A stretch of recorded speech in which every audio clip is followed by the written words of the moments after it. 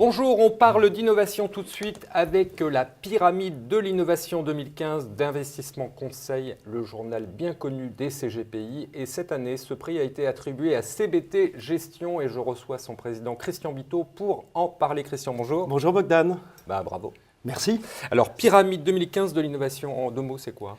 Alors, on a revisité les mandats de gestion. On s'est attaqué à la définition de ce qui occupe toutes les banques, toutes les compagnies d'assurance. C'est le mandat de gestion pour le particulier, pour l'individuel, parce que la définition classique des mandats de gestion n'a pas bougé depuis plus de 20 ans. Je prends un exemple simple, le mandat de gestion équilibre. Ça définit un pourcentage d'actions dans son portefeuille, entre 40 et 60%, donc on va dire en moyenne 50% d'actions. Ça veut dire que si les marchés montent, on n'aura pas assez, et s'ils baissent, on en a trop. En fait, le gros problème des mandats tels qu'ils sont définis traditionnellement, c'est qu'ils n'indiquent pas le profil de risque, le degré de risque que l'on prend dans sa gestion. Donc nous, on a tout simplement appliqué dès maintenant une réglementation qui a révolutionné les OPCVM, les OPC, il faut dire maintenant, les fonds et les SICAV, il y a 3 ans, c'est qu'on indique comme objectif la classe de risque du mandat, ou du profil, ou de la gestion profilée.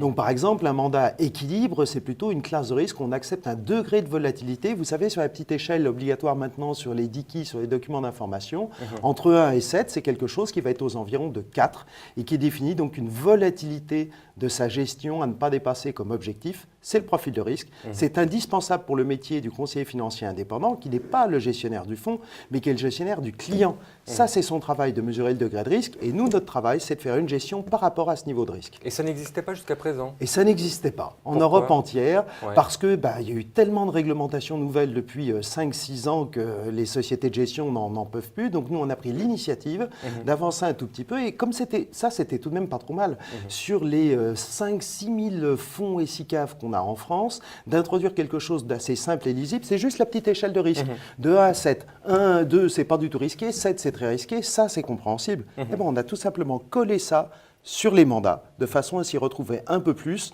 dans ce foisonnement de mandats prudents, équilibre, dynamique, diversifié. Là, c'est un tout petit peu plus simple. Et c'est pour qui alors? Alors ça a été développé premièrement sous forme de profil d'arbitrage où nous conseillons 2 compagnies d'assurance de premier plan, AXA Théma pour son contrat Coralis et la société Swiss Life.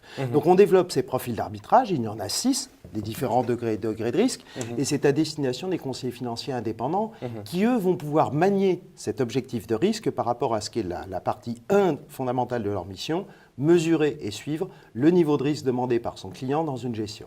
Et alors justement pour ce client, que dit le conseiller au client dans ces cas-là?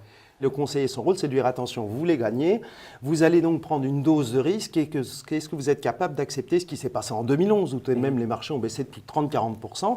Et par un jeu interactif, et ça c'est le savoir-faire du conseiller en gestion de patrimoine, savoir que le client il ne veut pas en prendre trop, alors donc il va se limiter à tel niveau de risque.